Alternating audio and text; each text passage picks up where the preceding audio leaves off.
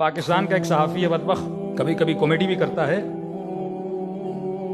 اب اس نے ایک ٹرائل کیا ہنسنے کے لیے، لیکن اس ٹرائل میں مردوں کی فطرت کا پتہ بتایا اس نے کیا کیا کہ اپنی ٹانگوں پہ ویکس کر دیا اور ٹخنوں سے اوپر اس نے تبلیغی سنت پہ عمل کرتے ہوئے شلوار رکھ دی اور اپنے ناخنوں پہ نیل پالش لگائی اور خواتین والا سینڈل پہنا اور رکشے پہ بیٹھا اور اپنے پاؤں ذرا آگے کر کے بیٹھ گیا۔ اب یہ جوان جتنے بائک پہ آ رہے تھے اور ٹانگوں کو دیکھ رہے تھے، اب ذہن میں کوئی اور تھا اور سارے سمجھ رہے تھے کہ کوئی لڑکی بیٹھی ہے۔ آگے بڑھتے تھے تو پاؤں لڑکی کے اور سر کسی مرد کا پڑا ہوا تھا۔